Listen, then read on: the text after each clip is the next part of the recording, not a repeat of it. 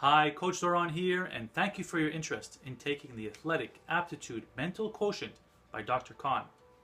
In this quiz, you're going to be tested on 12 mental skills, after which I will guide you to make sure to take your game to the next level. In this video, I'll walk you through ideal responses that you should have had during this test. As you'll notice, the test is carefully divided into 12 mental skills. The first one is what's called goal awareness. A high score is desired. Let's go through some questions. At the start of the season, I set goals I want to accomplish for the season. An ideal score is 10. I use goals to help identify strengths and weaknesses of my performance. Once again, an ideal score of 10. Whether you're looking to set goals in competition, ideally process goals in competition, what it takes to get to that result, or other goals during your practice. Can easily be 1 or 2 every time. Next theme is what's called motivational tendencies. A high score desired.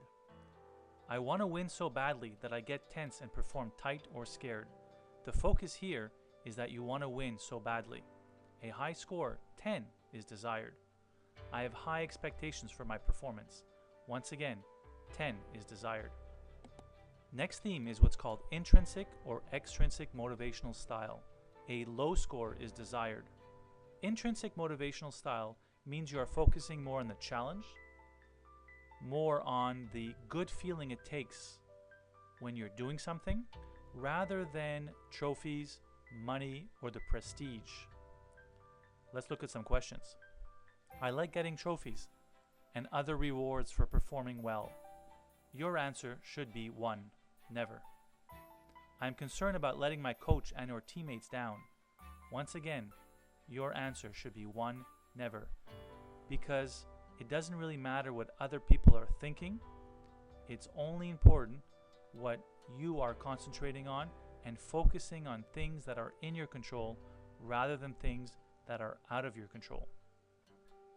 Next theme is what's called competitiveness. A high score is desired.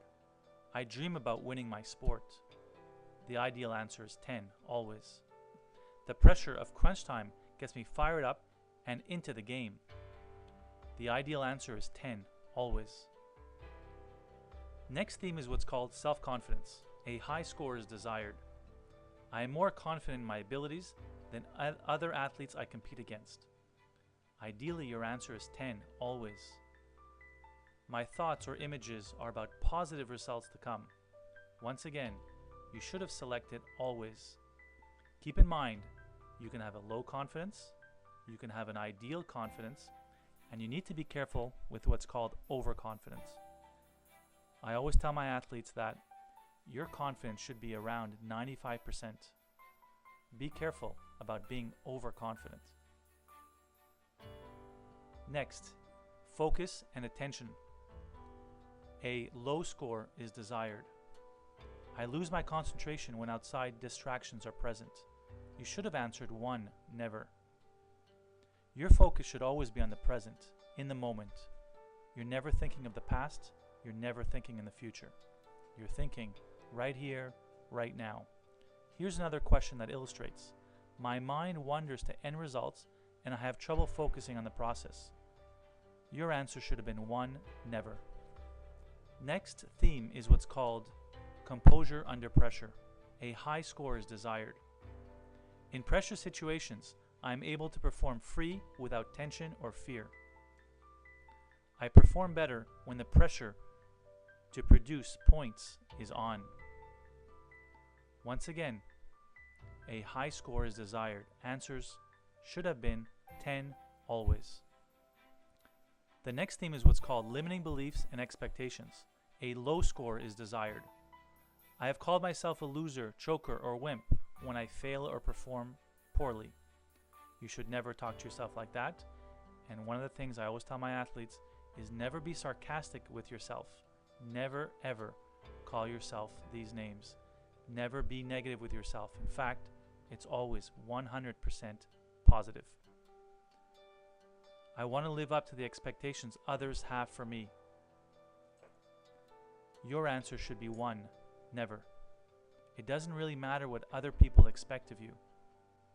Next theme is what's called skill transfer to competition. A low score is desired.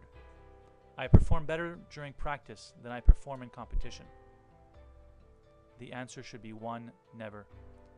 Competition makes me scared, uptight, or anxious. The ideal answer is 1. Never. You should really relish and embrace the competition. You should go towards the competition and really want to be there. Next theme is what's called pre-shot and performance routines. A high score is desired. I have a specific routine that I follow before each play, shot, or performance. Your answer should be 10, always. Your routine should always be specific. It should be meticulous. It is a good idea to have routines, whether you have pre-shot routines, during game routines, or post routines. These routines should always be in your control. It shouldn't be a big deal if your routines gets broken. Just restart it. My pre-performance routine feels automatic and effortless to perform. Your answer should be 10, always. Next mental skill theme is what's called autonomy versus need for approval. A low score should be desired. Getting the respect and approval from fellow athletes is important to me. Your answer should be 1. Never. Those things don't matter. If ever you start thinking about that, stop yourself. Remind yourself that this is not required. It doesn't matter.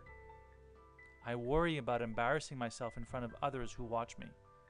Once again, the ideal answer is 1. Never. The next theme is what's called anxiety and fear of failure. A low score is desired. I worry about what will happen if I fail. The ideal answer is 1. Never.